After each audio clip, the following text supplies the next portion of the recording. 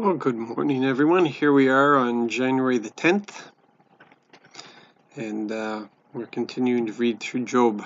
I pray it is going well for you with the fast and everything.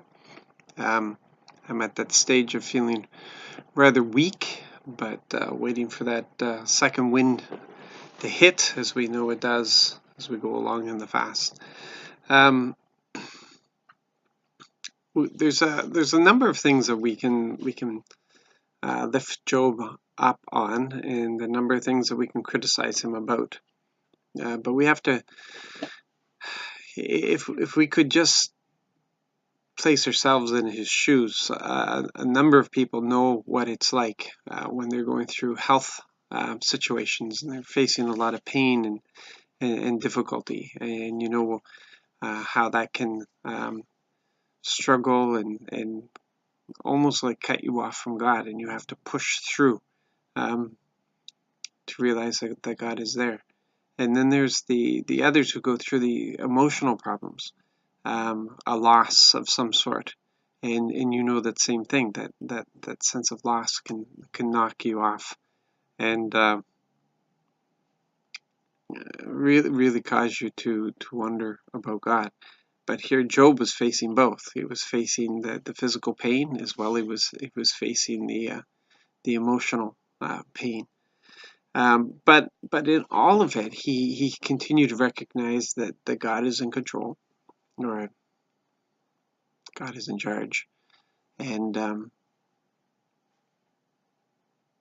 that he continued to honor God and lift him up, even though he complained against God. One of the things is that Job had a great insight on people,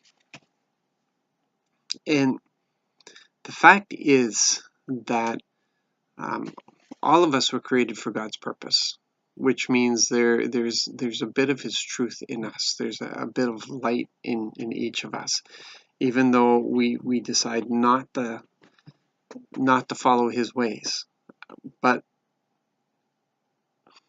when he attracts us to him, that light in us will grow and respond to him. But there's also hard hearts, those that won't respond to that inner light, those that won't respond to God's voice.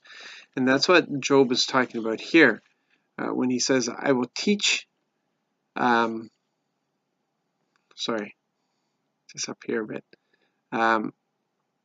He says in Job 27, he says, for what hope has the godless when God cuts them off, when he takes them away? Will God hear their cries when distress comes to them? Will they delight in the Almighty? Call God at any time? And the fact is, a hard heart is a hard heart. And even when people are facing really difficult times, very few will actually call out to God for help, because they've made up their mind that God isn't for them, or God doesn't exist, and so their heart is hard. Many of us, when we go through difficult times,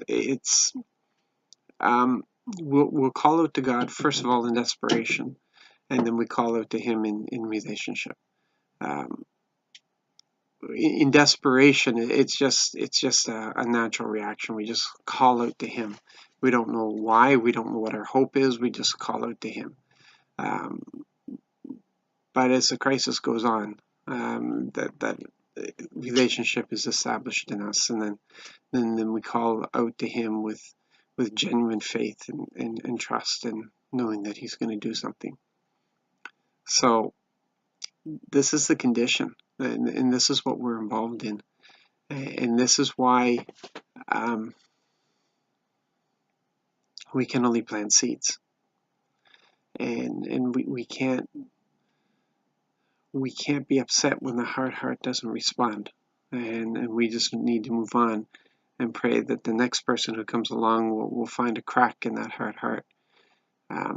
And we can't feel guilty about that, but we have to go on and find the multipliers, those who will take what the Lord is offering and multiply it with those who are around them.